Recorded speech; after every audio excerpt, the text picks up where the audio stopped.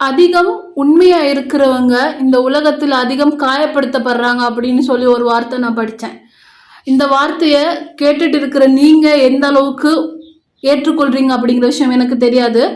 ஆனா இந்த வார்த்தையில நிறைய உண்மை இருக்கு.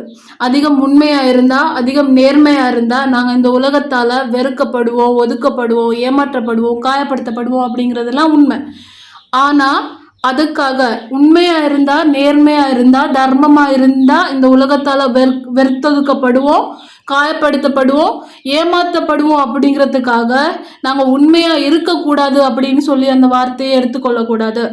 என்னதான் இந்த உலகத்தால காயப்படுத்தப்பட்டாலும், என்னதான் இந்த உலகம் என்ன வெறுத்தொதுக்கினாலும், என்னதான் இந்த உலகம் என்னை ஏமாத்தினாலும், நான் தர்மத்திலிருந்து தவற மாட்டேன், நான் நேர்மையிலிருந்து தவற மாட்டேன், நான் நன்மையை மட்டும்தான் செய்வேன், சரியானதை மட்டும்தான் செய்வேன் அப்படின்னு சொல்லி சூஸ் பண்றது தான் உங்க வாழ்க்கையின் மிகப்பெரிய நோக்கத்துல ஒண்ணு அப்படின்னு சொல்லி சொல்றாங்க. அப்படி வாழ்க்கையை அமைச்சு கொள்றவங்க மட்டும்தான் நிம்மதியா இருக்க முடியும்.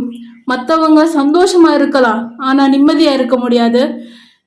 எப்போ அதர்மத்தை தாண்டி தர்மத்தை ஒருத்தர் தேர்ந்தெடுக்கிறாரோ, அதை பண்றாரோ, அவங்களால மட்டும்தான் வாழ்க்கையில நிம்மதியா இருக்க முடியும் அப்படின்னு சொல்லப்படுது.